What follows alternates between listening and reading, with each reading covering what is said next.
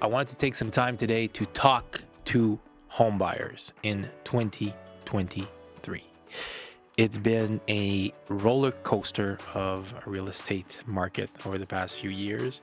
And some of you went from being really excited because you could buy a property with low interest rates and prices that were reasonable to being discouraged because prices skyrocketed to new unaffordable heights. And you got excited when you started to see prices come down, but now you're looking at the interest rates and it's like, okay, well, the price is lower, but now I got to pay more per month because these new interest rates are 3% higher than they were in 2019. And don't get me wrong, I understand all of this. I go through it for my purchases. I go through it with my buyers, the buyers that I represent in today's market. But what I did today is I gave some thought to what I would do if I was a buyer in this market, 2023, and the things that you need to do as a buyer in this market. I've got a few tips for you here. And if you stick around for the last one will show you how you can guarantee yourself that you will accumulate over $1 million in net worth within the next 10 years. There's no way you can't do that if you follow this, and set you up for financial freedom. I mean, that's something we all want, right? People can say, "Oh, I don't care about money," no, I don't want to be a super rich person, but everybody would find it kind of cool if you would be able to generate money passively to pay for your active expenses, and then you could spend time on whatever it is that you want to spend on. If you enjoy working, that's fine, but at least knowing that you don't have to work makes working that much more interesting. So we've got a big financial freedom tip here at the end, but let's get right into it. If you're a home buyer or you're somebody that has ambitions to buy property over the next few years, I'm gonna say it like it's boring stuff, but you need to get an accurate picture of your financial situation. And sometimes we imagine all these things. Oh, I'm not worthy. There's no way a bank will want to approve me. My debt is too high. I'm carrying credit card debts. I've got student loans. Everybody, I've heard it all. People worry about the wrong things. What you want to do is you want to get in and speak with a mortgage broker, speak with a banker, and tell them about your ambitions. And if that broker or that banker just says, listen, bro, you can't buy real estate. You're too screwed up, and then they just show you the door. Well, guess what? That's not a great mortgage broker. That's not a good banker. What you want is somebody that will say, hey, listen, bro, yeah, you're messed up, but listen, this is what you need to do in order to get to this next level where you will be able to purchase something. And some of you might be in good financial situations and you can afford, let's say, a $500,000 house, but that's not what you want. Speak with the broker, speak with the banker. What can I do in order to afford a bit more property? And a good mortgage broker will show you the right direction. There's lots of things you can do to repair credit. There's lots of things you can do to consolidate loans. Let's say you have $20,000 in credit card debt. Not great, but if you can get speaking with a mortgage broker, they might be able to do something about that. Maybe they'll set you up with a line of credit, reduce that $20,000 paying 21% interest and reduce it to a 7% interest line of credit. There's things that these guys can do in order to accelerate your home buying career. And don't think that you need to go at it alone. Sometimes, we might be shy about our personal finances, but go speak with these people. That's their industry. They'll show you the way, right? That would be tip number one. Tip number two would be to zoom out your focus. There's a lot of stress that goes into looking at the real estate market day by day, month by month, saying, I got a few numbers here that I pulled from the Ottawa real estate market, which is where I trade mostly. And February of 2020, February of 2020, the average price range of a house in Ottawa was 499,000, and by February of 2022, we were at $790,000. So, oh my God, like you've got this huge, upswing. And then you look at it a few months later, by December of 2022, prices were back down to 599. It's like, oh, geez, this whole roller coaster, like this is stressful. Like, when is the right time to buy? When is the right time to sell? You wait a few months, April of 2023, right now, the average price of a home in Ottawa is back up to 650. And like you got this emotion of up and down and back up and back down again. And, it can get maddening to try to time the market. And, the greatest investors of all time, just they don't try to time the market. They look at time scales over decades and they say, okay, well, if I buy this in 10 years, should be worth this much. And real estate's no different. Let's say we zoom out here and we don't look at the picture too closely, and I eliminate all those numbers in the middle, we'll see that in February of 2020, the average price was $499, and today it's $650.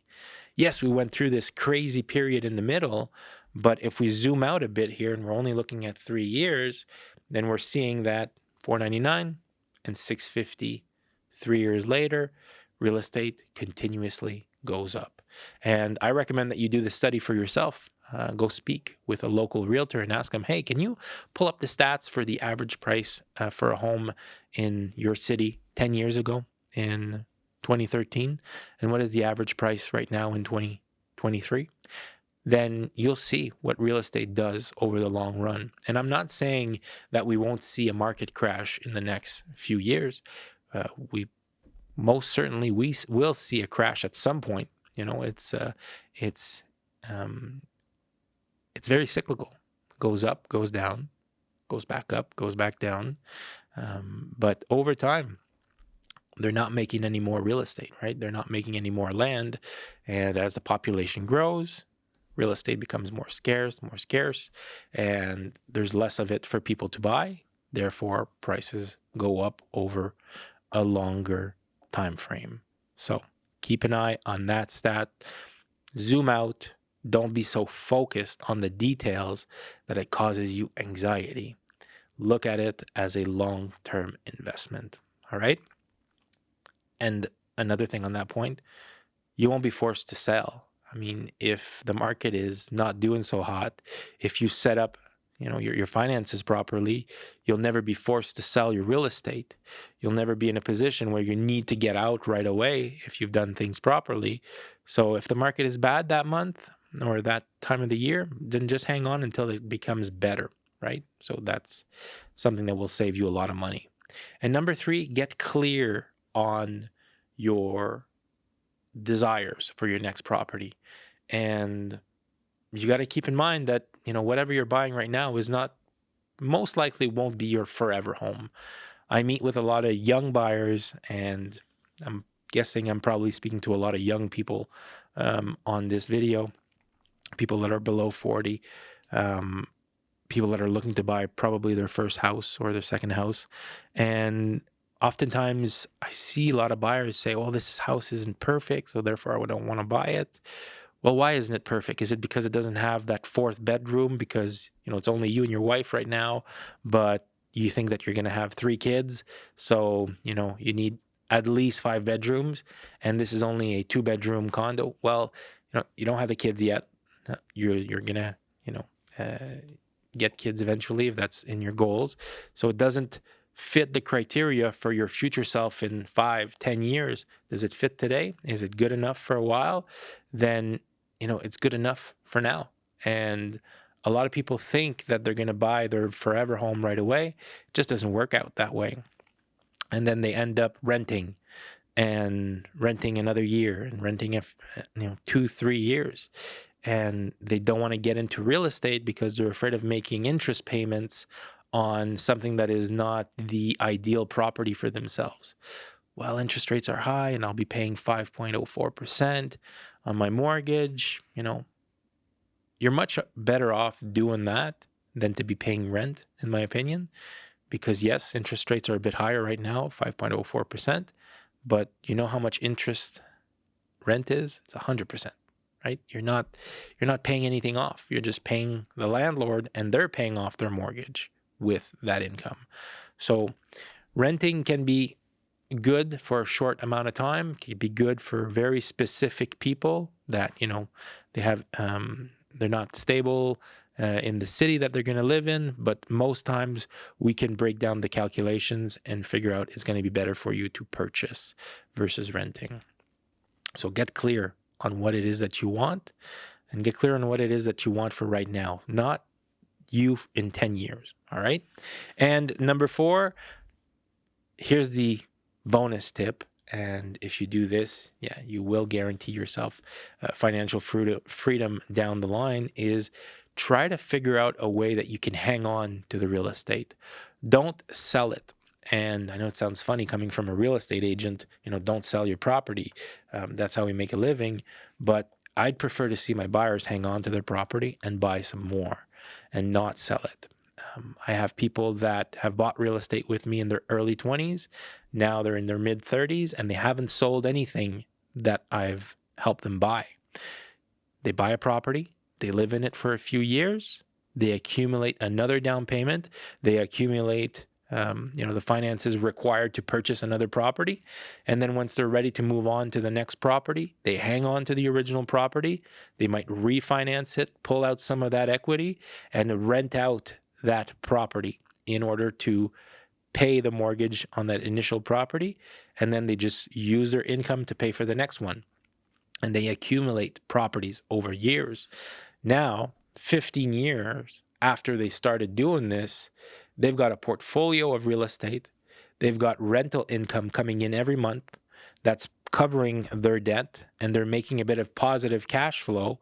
And by the time they're 50, 55, if they want to hang on to this real estate, they can continue to hang on to it, have it pay them huge positive cash flow, or they could continue refinancing it, purchasing other pieces of real estate, and growing their revenue from there. So, if you can figure out a way to buy real estate, live in it for a few years, accumulate a down payment some other way than selling the property, you'll be making some big waves on your way to becoming financially free. So that would be the tip that I have for you guys on that front. And there you have it.